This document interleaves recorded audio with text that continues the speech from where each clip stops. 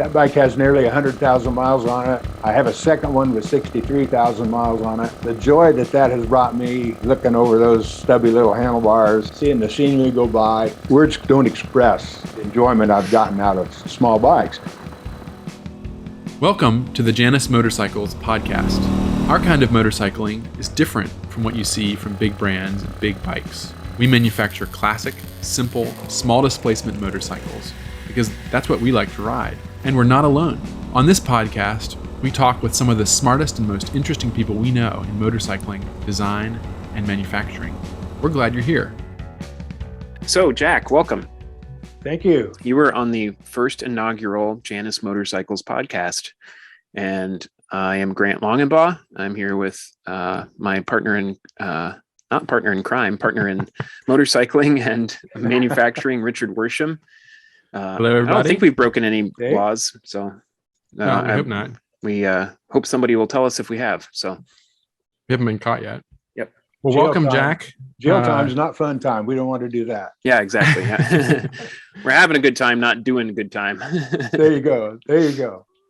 Well, I'll just say a couple of words. The way how I first was introduced to Jack, we have a mutual friend named Ken Miller, and Ken has been a part of Janus Motorcycles for, maybe we should have him on the podcast sometime. We should. But Yep. He's been a part of the Janus story going all the way back to the 50cc days. And he is a notorious KLR 650, Kawasaki KLR 650 rider. He got me into KLRs, and I'm on my second now. And a lot of he's also an engineer, and he's helped us get through EPA. He's helped us with anytime we basically start scratching our heads and saying, I don't know what to do, we call Ken. And Ken introduced us to, we rode out in, I think I rode a sidecar out to Winnemac, Indiana, about an hour or two ride. And we met with this group of motorcyclists called FSSNOC, or Four-Stroke Singles National Owner Club, led by Jack Robinson, and got to meet these guys. And basically they rode in from all over the country to have lunch and then leave. It was amazing. Yeah. And so that's when I first met Jack. And we can go into more to that. But last year, FSSNOC had a meeting here at Janus, and we got to meet more of the owners and spread more of the love of single cylinder motorcycles. So that's kind how of I by first met design. you. Yeah, a little bit by design. Single cylinder riders largely are small displacement riders. So That's right. We're smaller displacement. So that's we fit right squarely in the middle of what you guys are all about. And before we press the little red button down here, Jack, we were saying that we look up to you guys and look up to the community that you've created in your own really awesome and unique way. That kind of has outlasted a lot of kind of does an end run around a lot of it's your own social media network in a way, and your That's website right. is charming and fun to read, and the magazine that you put out is the same, and the people that belong to FSSNOC are some of the most interesting people you meet, and it takes an interesting person to ride 18 hours cross country to get breakfast somewhere and turn around and ride back. But we'd love to hear from you let's just start at the beginning. What was your first motorcycle, and how'd you get started riding? Well, that's a good story. Involves my dad. He was a farmer. I was a farm kid. Small farm. Back in the day when we did everything. We had crops, we had cattle, we had sheep, we had garden, everything. We were almost like our own little country. We were kind of self-supporting. We were a long way from a grocery store. I remember my folks went to the grocery store sometimes every week, but oftentimes it would go 2 weeks. And nowadays people go every day. So things are different now, but that's as it should be. But anyway, we lived 3 miles from our grade school. And my dad and mom, we had 6 kids, so both were busy, and didn't have time to haul us kids to school. So we got down to me and my younger brother going to school, and my dad took me to town one day we had a 1/4 mile driveway, and he would never take us to town. Looking back, I understand now that it was his time away from the kids and away from the family. So he didn't take us. And I would chase him down that driveway, and the dog would give up and go back before I would, and he never would take me. Well, today he says, Jack, go to town. And I couldn't believe my ears. And I said, sure. Jumped in the truck. We had a big truck, not a pickup truck. And went to town. He showed me this motor scooter laying over in the corner at the local Gamble store, which is like a very small Walmart right now, I guess, maybe. And it had been traded in on a food freezer. Didn't run. It was a 1947 model. And he said, Jack, what do you think of that? And I don't even remember what I said. I think I was probably 9 or 10, maybe 11, probably 11, maybe. And anyhow, he said, you got to buy that with your own money. Well, I only had, a little jar full of money, not much, $60 or something. The scooter was 50. I could swing it. I said, let's do it. So we loaded that thing up. We brought it home.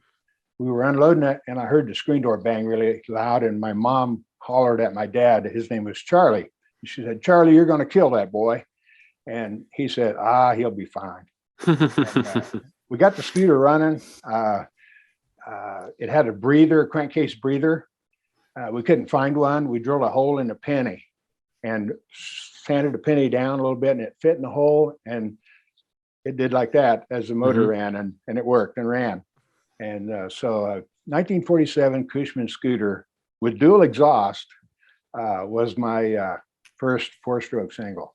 And I rode that thing all over the county, and I was, 3 or 4 years before I'd have a license. Nobody cared. That's awesome. Yeah. And then what came next? After that,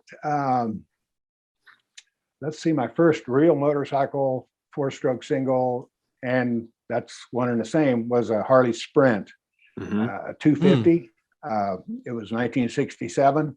Everybody that I knew, everybody that you've seen going up and down the street on a motorcycle, which wasn't very often. Motorcycles were rare. Motorcyclist was rare. And when you seen another motorcyclist, you stopped and you noticed that he had a red rag out of his pocket, and so did you. And so you had a commonality that we've kind of lost today a little bit. But anyway, about the 250 Sprint, when everybody else was buying Honda Twins, Scramblers. And the Scrambler was very successful. It basically put Honda on the USA map. And the Sprint was successful for Harley Davidson to a degree, but not quite to that degree, but still is very well remembered and revered today, particularly in racing circles. It was a very good short track bike and so on. But anyway, the Sprint came next. And after that, gosh, it's somewhere around 200 motorcycles. And I would have been riding now, let's see, 66 years. So I've seen a lot of country over a set of handlebars. Yep, that's amazing. What are your favorites? You have a what's the worst one that you ever had, and what's the best one you've ever had? Oh gosh, the worst one. I really I'm a little bit like the guy from Oklahoma, Rogers. He was quoted one time as saying, "I've never met a guy I didn't like," and I'm a little that way with a motorcycle. I never met a motorcycle I didn't like. Moped, Gold Wing. Which motorcycle didn't like you the most? Probably my YZ 250, because I tried to ride it like a 125. I always enjoyed smaller motorcycles because you can get out of them what you have, and you can do it longer. A lot of people immediately go bigger, heavier, and like in hare scrambles and stuff, they could outrun me the first hour. I'd outrun them the second hour, and that's the one that counted. That always impressed me. I like to use up what I got, and instead of having half of it that you can't use legally anyway. That reminds me of we hear it a lot and we say it a lot that it's more fun to ride a small bike fast than it is to drive a fast bike slow, or the many different variations of that you can, you're exploring more of the bike. That's and right. in a way, more of the road too. That's right. It's 160 horsepower motorcycle is a little bit like having $100 bill and nobody has change. That's a great way of putting it. So you've been riding for longer than most people ride motorcycles, and yet you're still interested in single cylinder motorcycles. Tell us a little bit about that. Oh, it has to do with the usage of them. On the way home from a trip, I'm planning the next trip. And that's a good thing. And on the wall back here, I've got next year's trips drawn out on the map. And I don't know why I do that, because I never stay on the route more than about 20 minutes. And then I'm very off, going the other direction or something. But anyway, you get an idea. But it's our slogan for Thumper News has always been keep on thumping. And I think that's the answer to your question. If you keep on thumping, that's a positive thing. And there's something about a single cylinder motorcycle. It's become politically incorrect a little bit, I guess, but suck, squeeze, bang, blow was one of our t-shirts. I read that in a 1950 English magazine. I don't know if it was the green one or the blue one or whatever they say, but and I still have the magazine, but it's the four cycle, the intake and compression and ignition and exhaust, of course, of a motor. The first motorcycle built ever was a 4-stroke single. So we have history that nobody else can share. They all came from a 4-stroke single. And there's a pride there. That's historic. That's written down, carved in stone. So we can always go back to that. Plus the simplicity, the lightweight, the torque. One of our shirts says "Got Torque," and most motorcycles nowadays that'd be in small letters. They rely on RPM, and we have. It's torque that moves the pork, and that's kind of what we go by. Yep. And you take the single cylinder, really, and even the small displacement, which there's a kind of a connection there, but to a new level. I mean, I think when the first time I met you, you were riding long distance. That was a CBR 250, and that's not. If you're unfamiliar with that bike, that is not a motorcycle that most people would consider a touring bike. Yeah, it's very common to get. I live in Kansas, as we talked earlier, and that's where FSSNOC is centered out of, right in the center of the United States. The marker is like 60 miles away. But anyway, when you set out on a motorcycle, you're making time if the front wheel's turning. And a small bike, that front wheel turns just as good as a big bike. And the only downside is if you're riding with somebody else on a bigger bike and they want to run it up to 85 or 90 to pass a truck or whatever it might be, you don't have that in reserve. But their base speed, most 4-stroke singles are typically capable of 50, 60 mile an hour. And that's really about the road speed of the world, even though it seems faster than that on the interstate, 80 and 90, and 70, but stay off those interstates. That's they all look alike. Yeah, I don't know why everybody, we gently, when I sit in the sales chair, I coach our sales team, or we talk to folks that visit, they say, well, this is an interstate speed. And you said it, Jack. Why, motorcycles aren't necessarily It all looks the same. It's a that's a boring use case to base your purchase off of. Yeah, And, when you see a sign advertising how big the next truck stop is, you're on the wrong road. that's true. Yeah. Did you? One question I had about your all of the motorcycles you've owned. Did you? We have a lot of folks that own a Janus, and they say, well, the beginning of their story is very much the same. They say, oh, I've ridden all sorts of bikes all my life, but I just sold my Goldwing or my Road King or whatever, and I realized my favorite bike was my Honda Trail 90 or my whatever, fill in the blank, the first one they had, and I rode it 18 hours a day as an 18-year-old, and I couldn't get enough of it. But it seems like it always is the like the hero's journey. They have to leave home in order to come back. Did you have to leave home in order to see the light again, or did you always have that? Did you always realize that 4-stroke singles were your first love, and you always stick with your first love? Probably all of the above. Yeah. I've had a lot of other motorcycles. I prefer the 4-stroke single, but I've found if you enjoy pizza and you eat pizza every meal, boy, a steak really tastes good once in a while. Yep. And there's nothing like a ride on a big multi, which, I'm not downplaying that. Everybody should have the privilege of picking what they want to ride. It's very personal. Yeah. But they should also feel that it's okay to ride a smaller bike. Just because Bob across the street's got 1600 cc doesn't mean you have to follow suit. Or if you have one, doesn't mean you can't pick up a small bike and you watch it. It'll be the one that goes in and out of the garage on rides.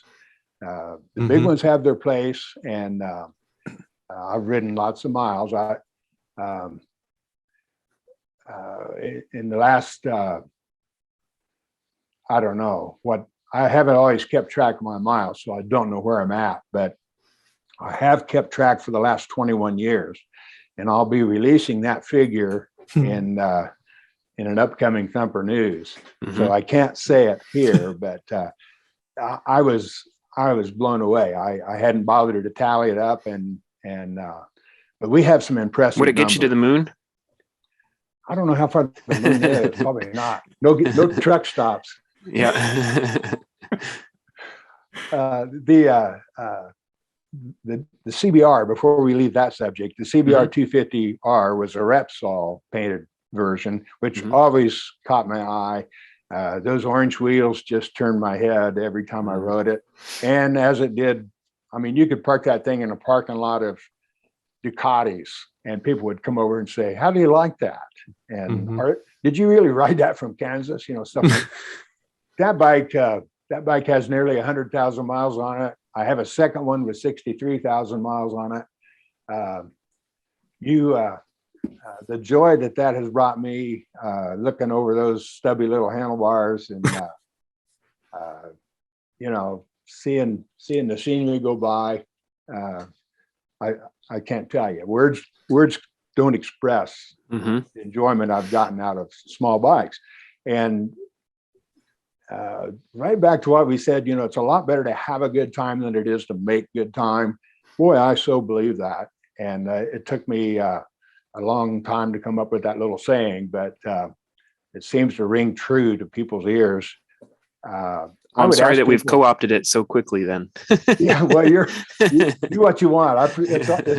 We always give you a little, we always give you a little wink, even on the back of Motorcycle Classics. You got your little shout out there. So I did enjoy that. I thought, wow, that sounds familiar. Yeah.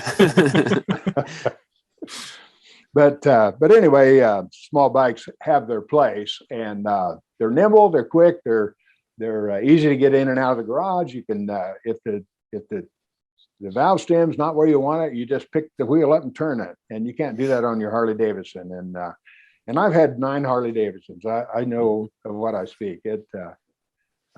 Nothing wrong with them, but there's things you can't do that you can do on a Janus, or you can do on a Honda 250 or whatever. Yeah. Mhm. That's, and the thumper, the single cylinder, that small displacement is actually helped by the fact that it's a torque type motor. It pulls. So you can do things with it that you might not be able to do with a small bore multi as well. But, and I'm not a light guy. You know, I weighed at the grocery store the other day in my riding gear, 211 pounds. So I'm not a peewee guy, and you know, and I love the gas mileage, 60, 70, 80 mile a gallon. Yep. And the guy across the pump riding something else gets half that, you know, and that's fun. So. Mhm. That's great. I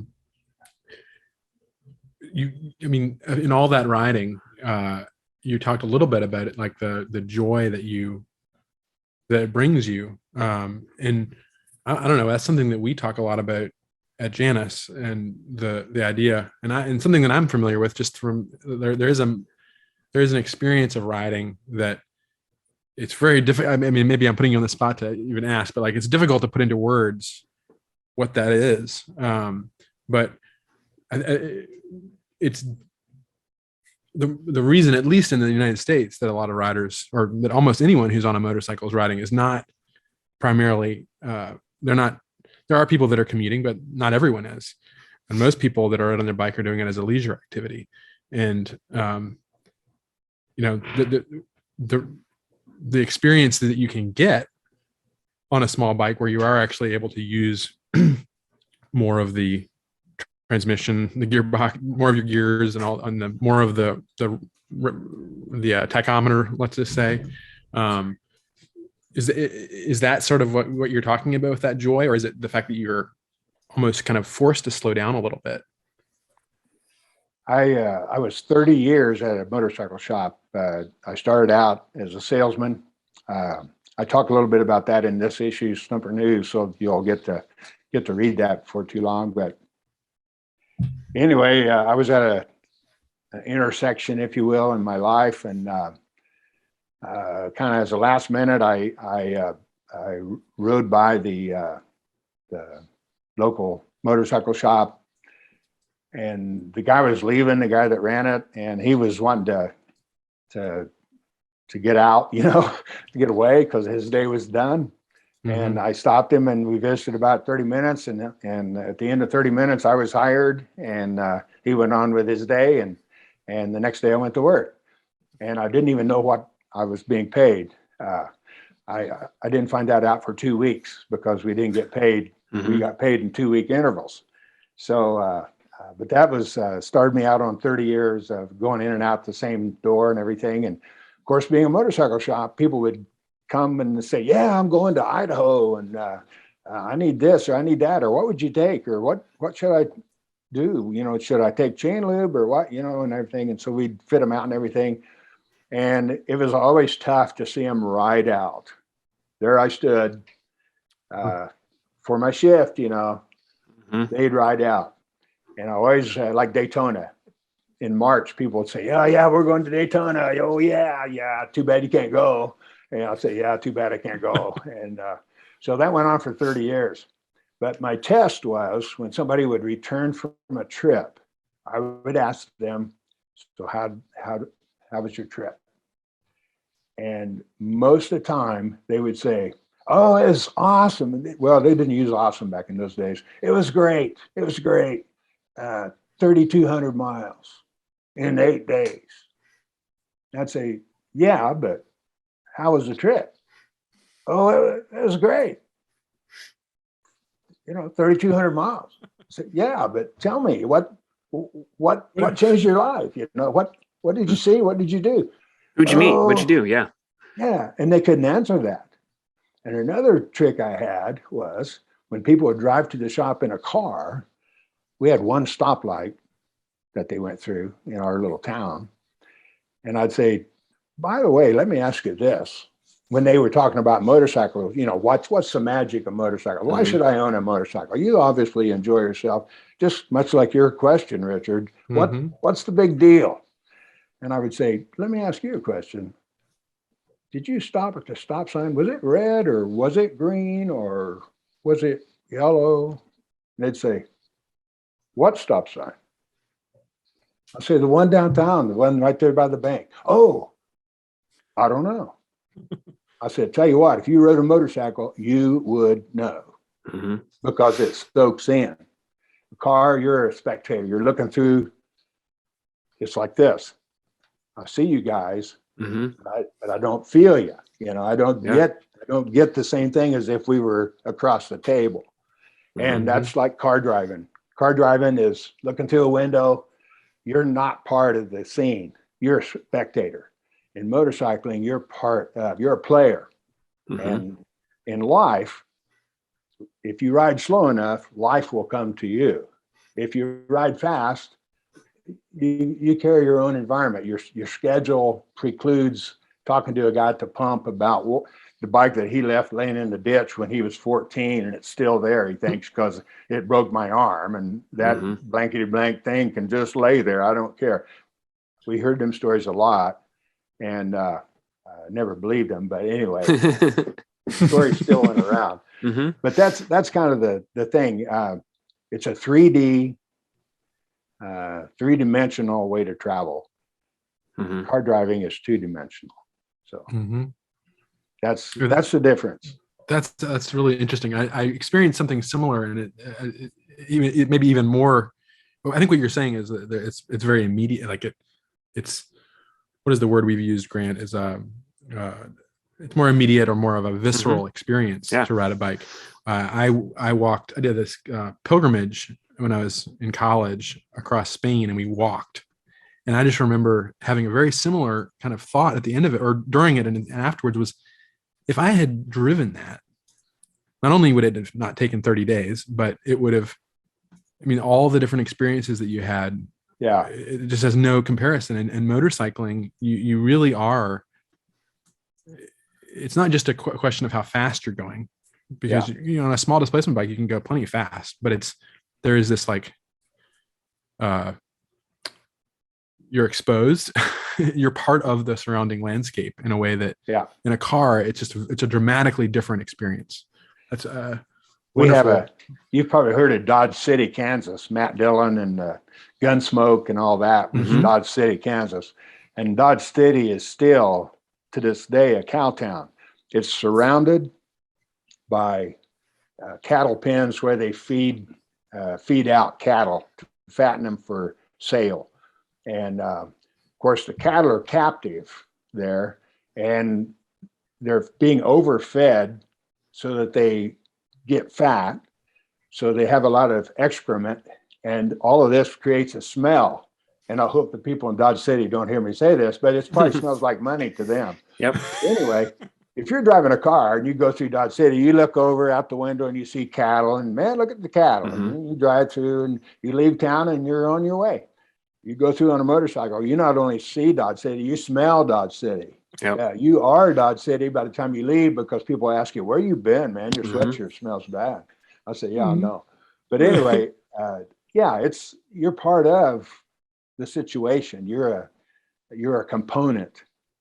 And car driving, I mean, if you take interstate travel in a car, if you just amp it up a little bit, you'd be in an airplane doubling their speed, 140, 170 mile an hour, something, whatever, in a small plane. Or if you were in a big plane, you know, what do they fly? 500 miles an hour or maybe more. I don't know. But the experience is going to be different. Not that that's all bad. I mean, I don't want to say that I'm doing it right and anybody else is doing it wrong. It's not that at all. But your question was to me, what do I like? And that's, I like to be a part of where I'm at. So, yeah, there's certainly I've ridden and owned multi-cylinder bikes with many, many more horsepower, and it's fun. There's a great sensation, but to me, there's a aspect of the reason we ride in the first place. If you ask most people, and it sounds like with all your experience, you would agree that the reason most of us ride is to gather experiences and memories and important things That's why we go. That's why when you mention like, you know, you hear somebody, I'm going on a motorcycle trip somewhere, and it's like, oh wow, it's the same kind of romantic story that's been going on since. It's the story of the American West. It's like Manifest Destiny or Yeah, the West, and even, young man, you know. Yeah. and even older. I Yeah. mean, of the road. It's interesting that the way we look at motorcycles now, sometimes it seems to tend to downplay that a little bit. Yeah. Yeah.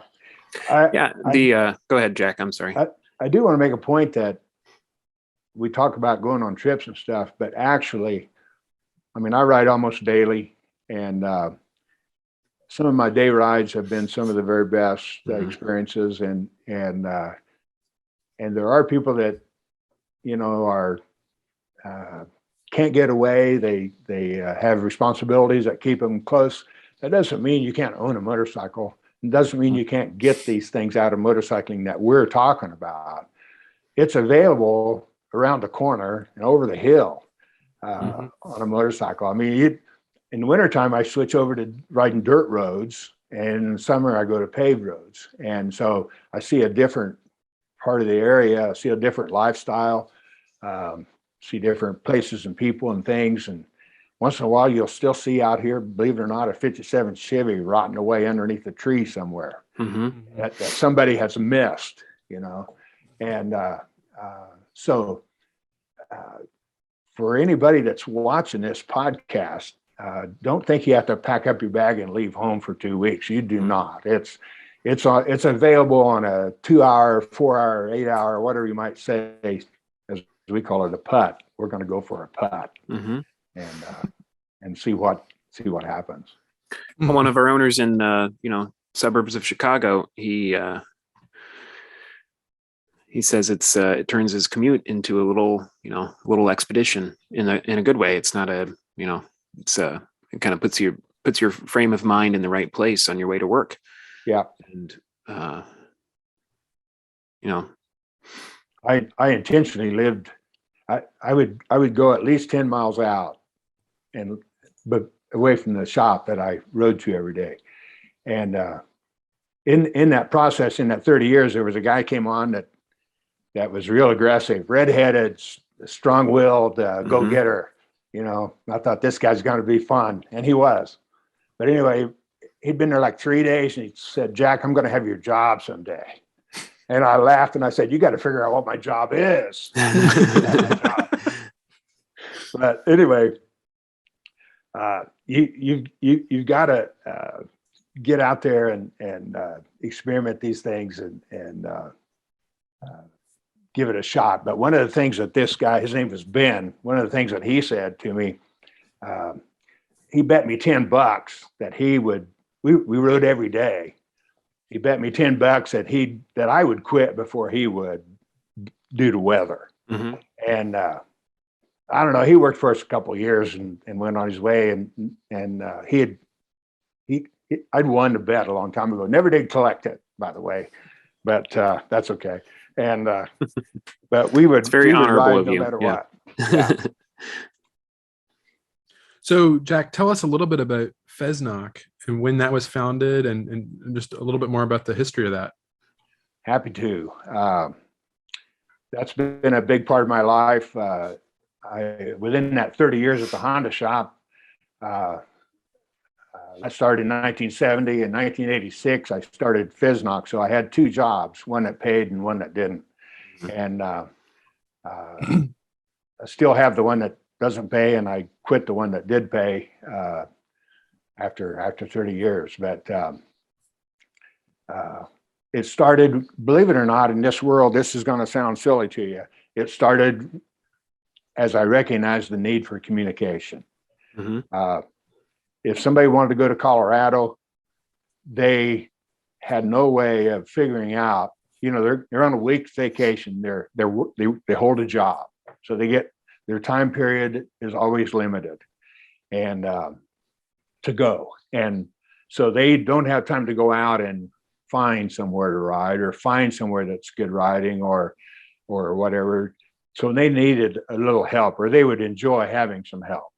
So and this came to me in a dream, by the way. I dreamed about it all night long, and I woke up the next morning and I was energized, I was rested, and I knew the name, I knew the game. It was amazing. And I started that day, put it into action.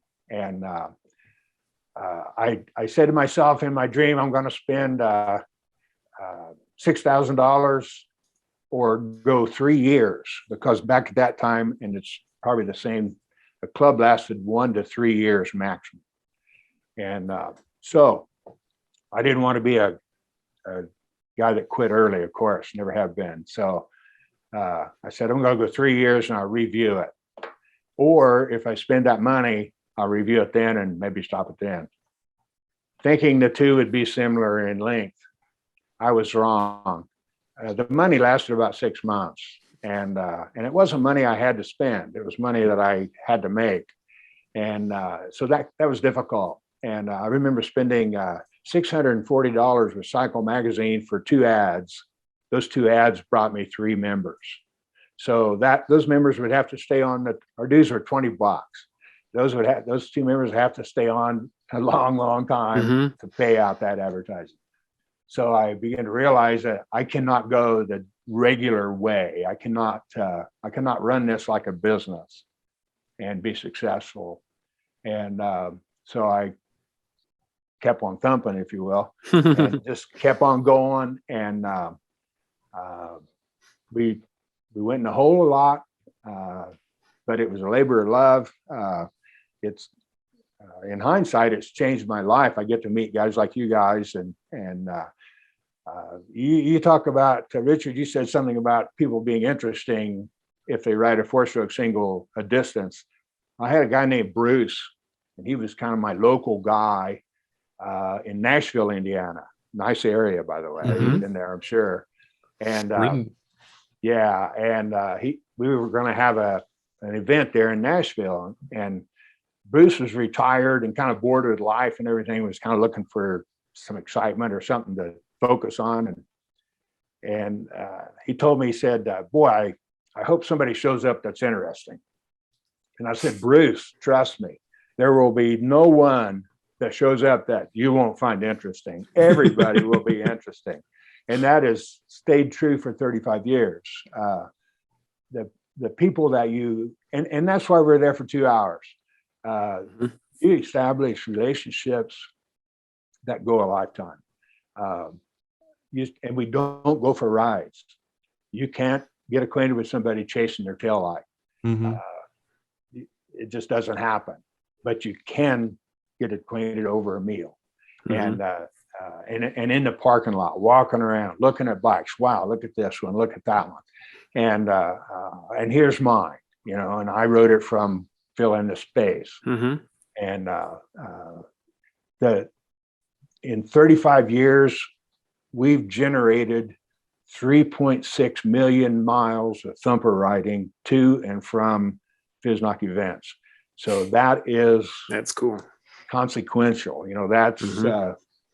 That's a big number. And so it has been effective. We've affected lives. The other day on the website, a gentleman named Bob, who quit riding at 80 years old, which was some time back. And he goes to the website. He's no longer a member because he no longer rides, but he goes to the website. That's a courtesy we offer the world. It's our gift.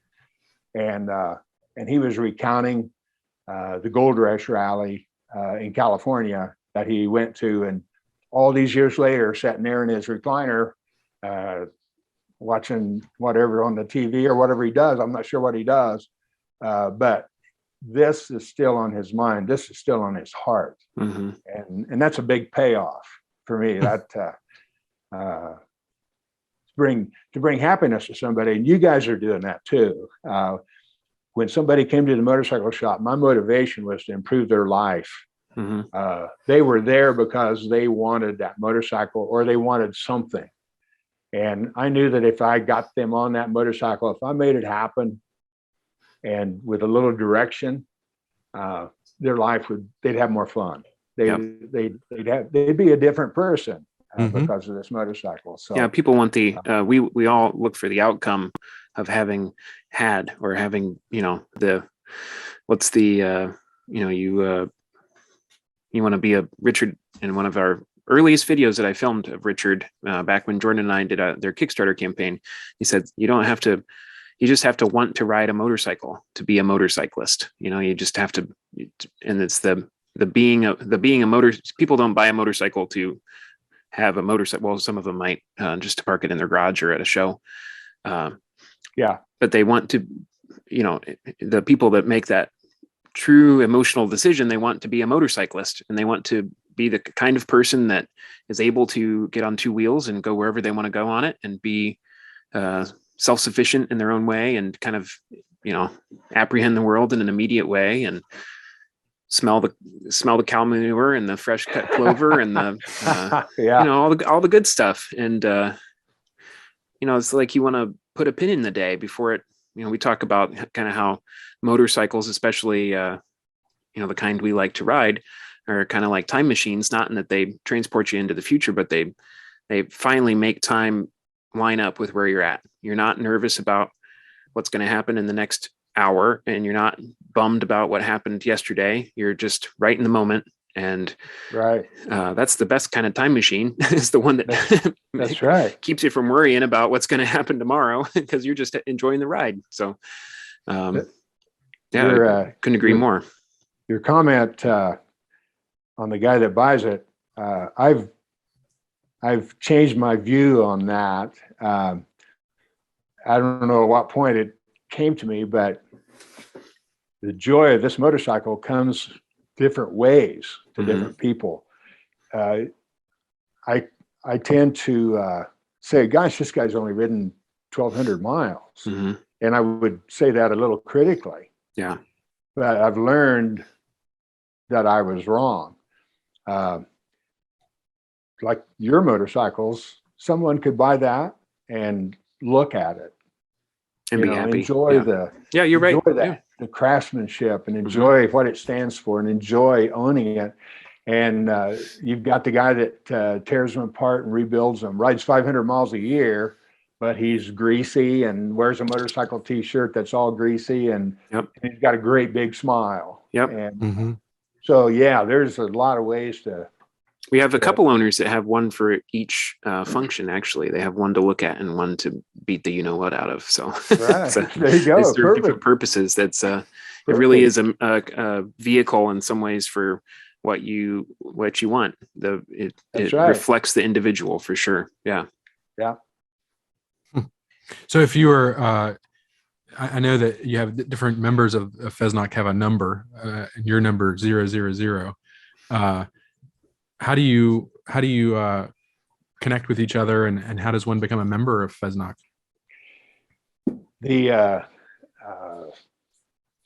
You can just Google it, which is an answer for almost everything nowadays. Professor Google would tell you, it'll take you to that website, and then you can feel your way through that. It's very simple. It's like a bulletin board. It's very, very user friendly, and you can fill out the application and send it in, and with an old-fashioned check. We do not do. I don't chain myself to a computer. I've sort of my years have earned me that right. That you guys can't do that. You guys are hooked. But I look at my computer once a week, and that's right before I update the website. And so sometimes I get a surprise. Somebody's emailed me a week earlier, and it took me a week to get it, but that's okay. But anyway, the idea of communication started our club, and back in that day, we had what we called CAM, C-A-M, contact another member. And back in that day, it was okay. We published phone numbers, addresses, pictures. It was okay. But as the atmosphere of life in the USA changed somewhat over the last 35 years, we've kind of lost that ability or that privilege. And privacy now is a kind of a big word. Used to be something that you rarely used, and now it's or was a given. Important. Yeah. Yep. Yeah. And so basically, the magazine comes out quarterly, and it has had 0 pictures. It has words. You get an impression from a picture, but you learn from words. Mhm. And I'm sure this has been positive for a lot of people, but it's probably been negative for some other people.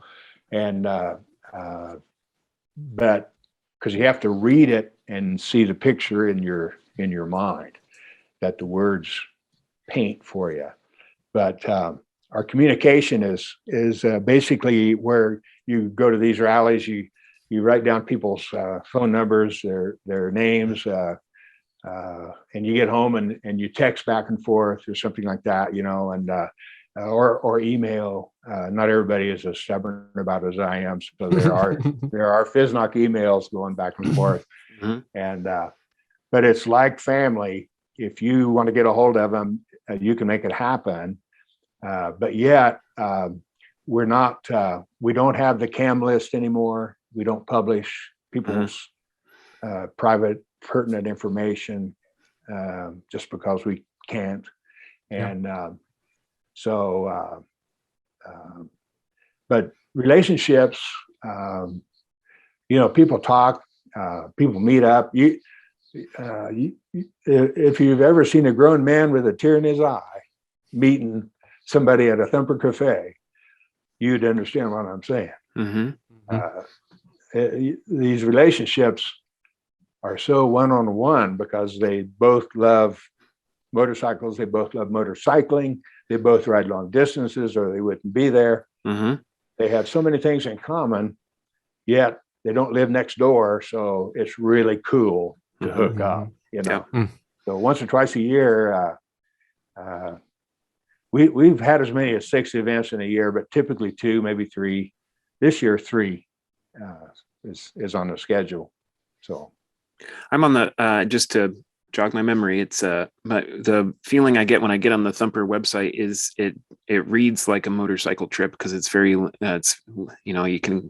scroll down and you go back in time. It's like reeling back the the trip log and it's kind of like riding down the road. It's one of my old friends calls it pearl stringing, one pearl after the other. You just put one pearl on the string after the other. And some people think like that. That's me. Can't do one thing without having done the first thing, the thing before it first. Exactly. And so, you've done a good job of, I'm here to tell everybody who owns a 4-stroke single, you got to join this club because it's the coolest thing. It's one of the last remaining true clubs out there. It's not a network, it's a club, and it requires effort to be a part of, and you got to have a checkbook or it's the 4-stroke. It's the small displacement 4-stroke single of social media. I mean, yeah, it is really. It requires agency on your part to be a part of it, but that means that everybody that shows up is there on purpose, and it's not. You can't say that about everything. So, yeah, that's true. We had the option of and we did it a couple of years ago after 2020 or during 2020, the year of the pandemic, of course. And the consideration was we did consider the option of going all the way on the internet, and we chose not to. And that has been a death knell for other companies and other organizations to not go on the internet. But we're going to keep rolling as long as we can, and this is our way. And if you're a motorcyclist and you don't even have to. One guy asked me one time, do you have to have a single to belong to your club? And this was many years ago when it was $20. That was our beginning entry fee, $20. And I said, yeah, you got to have a single $20 bill. Yep. Because they can have something else. And we have gotten a little bit more, we go easier. We used to tell people if it's not a single, you got to park it around a corner. You can ride it, but park it around a corner. Mhm. That got us in trouble so many times, but we stuck with it. And there's people today that still bring that up. Well, Yep. by golly, you made me park my bike around the corner, dadgummit. But the reason was a photo of a four-stroke singles organization. You want pictures of four-stroke singles. That's why you're there. You're not there to see the two cycles, or there to see the six bangers or the V twins. You know, that's another show. That's Sturgis or wherever. Yep. So there was a method to my madness. It wasn't because I was being down on anybody, but now, because of so much time passed since we started, and we do have members that were here since day one, quite a few of them, which blows my mind. If you just sit there and think of what have you done besides breathe for 30 years? That's a tough one. And and these guys have done that. And to stick with us is amazing. But anyway, I think the draw is the people they meet and the people they read about, like you said on the website, those people that are recounting those stories. If somebody was 50 when they joined in 35 years ago, they'd be 85 now. So they've had a good run and they'll be on board. So we say, hey, you want to come to drive your car, park it around the corner, but drive your car. And they understand. Well, if you're this is our first podcast, so probably the most people that are going to be listening are Janus owners. But if you are interested in meeting more people and doing more that's kind of in line with the Janus mission, which is slowing down, smelling the cow patties, and seeing and all the clover sights, and the good and stuff the clover, too. and the clover. Yeah. Then this is a great way to continue that. And obviously, I mean, one of the things that I think I took out of some of what you said, Jack, is that it isn't so much just collecting things that we want to do on a motorcycle as being transformed. I think that's kind of what you're getting at, is that you know, whether you ride 300 miles a year or 30,000 miles, you're being changed and transformed. And that's what a motorcycle can really do in a way that a car or an airplane that you aren't really, it doesn't really affect you. So if that's something that interests, the corollary to that, Richard, is and then okay, you want to be transformed. How do you want to be transformed? You know, what kind of motorcyclist do you want to be? What kind of person do you want to be? Do you want to be the and that's you know, it's like you said, Jack, there's lots of different shoes to wear and motorcycles to ride, and sometimes you want to have a different meal, and sometimes you want to put on a different coat and be a different kind of person, and that's great. And you know, FSNOC has got when you were talking about your, you know, the different way that you do things, the phrase came to mind that you've got some salt, you know, you've got a flavor that is distinct, and that's hard to find. And you know, that's what I call it our corner of the playground at Janus, is that not a whole lot of people are playing out here, but it's an interesting corner of the playground. And I think we have a lot in common with you guys. I so appreciated when we visited your factory, that how casual, and I was impressed with the work ethic of the employees, because obviously nobody was watching them, because they're all located in various nooks of this building. It was an old dry cleaners, still has a drive-up window, and which is charming.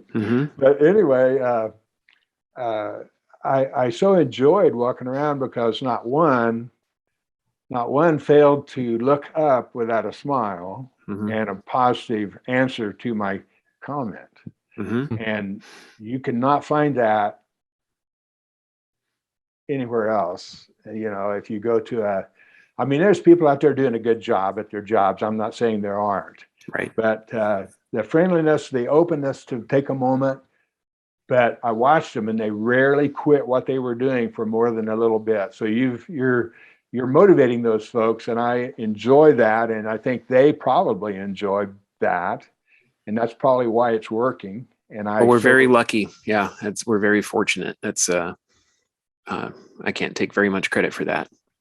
I think the dream of what Janus is brings people who want to partake and be transformed in some ways and believe in what we're doing out of the woodwork. And what a cool place that we live in Elkhart, Indiana, that it brings some of the most talented and genius brains, just that local genius out of the woodwork of these people that have the like Ken Miller, and that we've got two cousins and a brother and a sister and two brothers. It's like these whole families that come along and say, I want to build motorcycles with y'all, and they're the ones that do it. That. Yeah. Mm-hmm.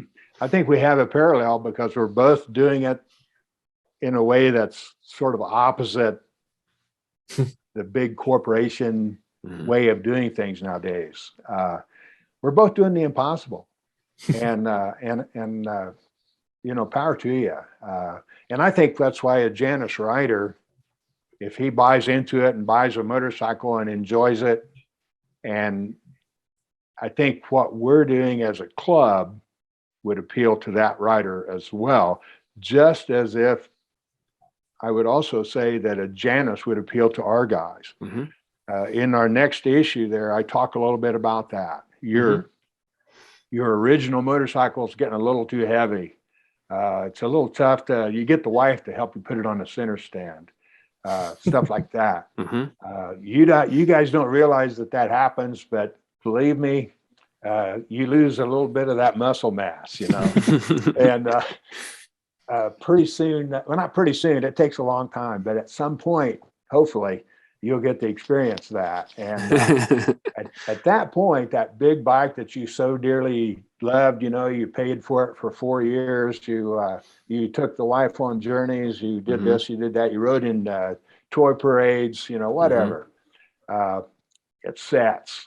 It's kind of in the garage between the two vehicles, and it's a little bit in the way. And gosh, and I suggest in there that they look at a Janus or something similar, if there is something similar. And there's some production 250s and stuff that would be very, very suitable as well. But to own one, you can, I talked about, I would ride it to the barber shop. I would ride it to the farm where they sell farm products every Saturday, ride through there, talk to people, putt through, thump, thump, thump, nobody's afraid of you. You're not going to intimidate anybody on a bike like that. People walk up and say, man, where'd you get that? And that's a joy, and it's communication. It's really about relationships. Yep. Instead of people being worried that you're going to run them down, they literally run you down.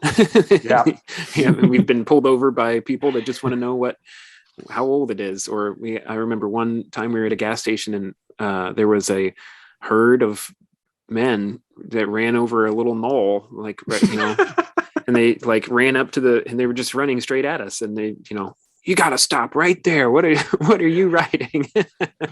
So that, I think that's nice. That's, our motorcycling in general is the people tell us it's maturing. And a lot of people have been in it a long time and everything. And to me, a lightweight bike is way, way, way better than not riding at all, not owning anything at all, just sitting down and waiting for the Grim Reaper. That has no appeal. Get something you can ride and handle and enjoy. And well, I would say that to the younger generation too. It doesn't have to be about waiting for the Reaper. It's about, I think there's a little bit of this, maybe lazy marketing.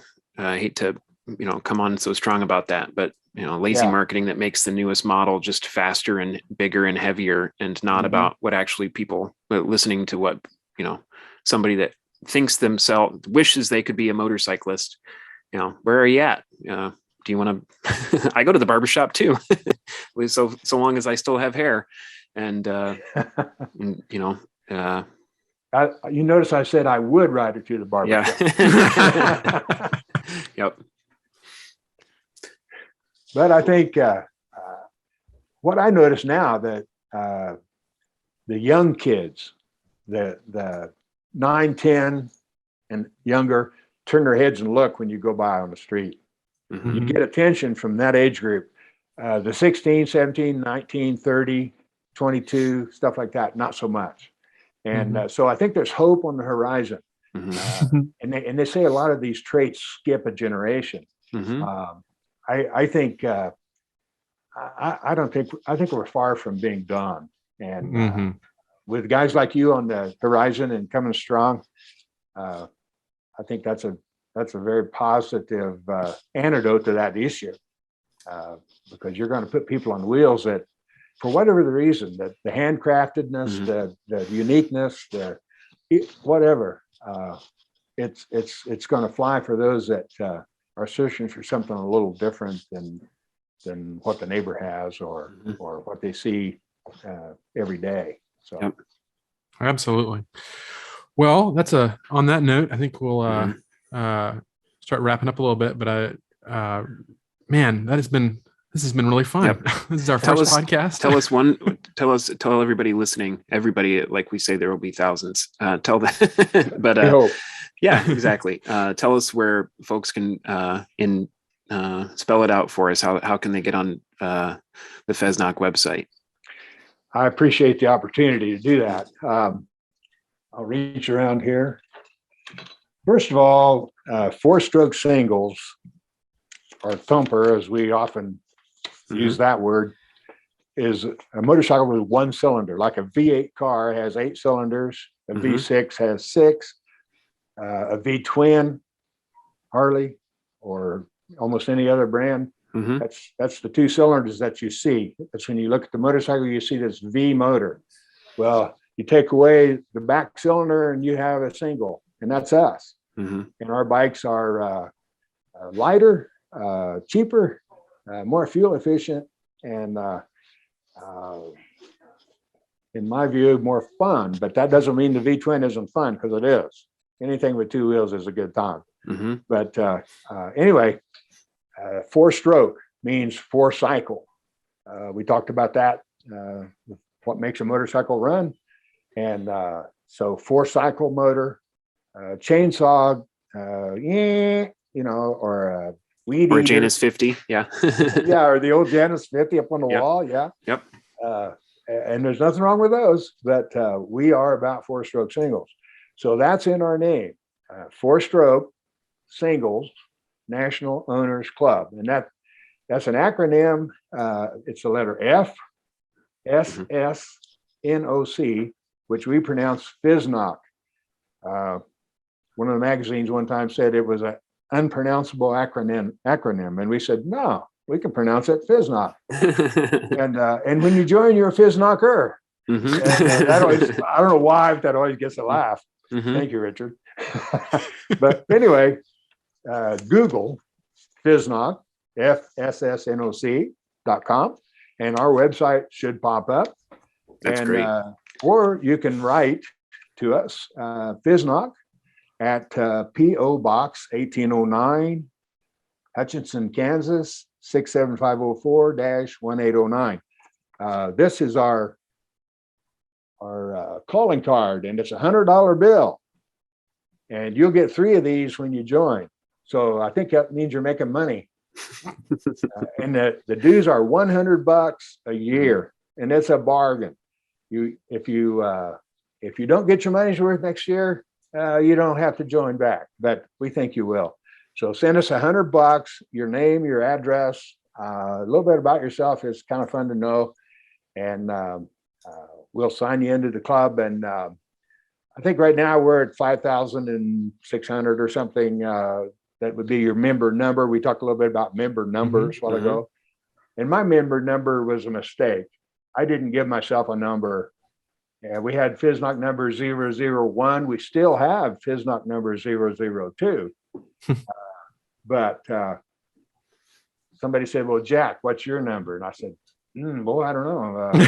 Negative one. 000. Yeah. So I'm triple zip, whatever. And so that's my own number. But having a number that there's a pride in that number. There's a we call each other that, along with various nicknames and stuff. When you get to be good friends with another person, while you develop a kinship that allows that. But FSNOC Thumpers at yahoo.com is our website, and it's a 12-month membership. You get 4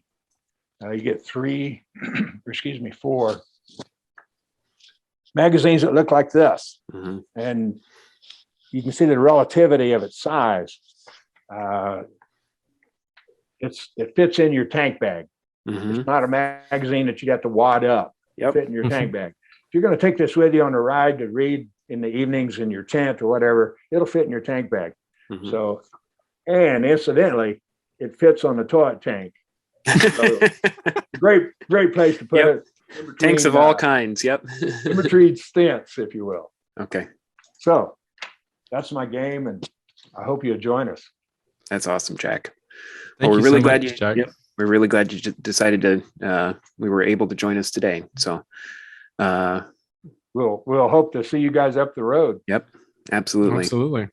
And here's to another good time. So we didn't make good time. It took almost an hour and 15 minutes to have that good time, but we were thankful for you, and good journey.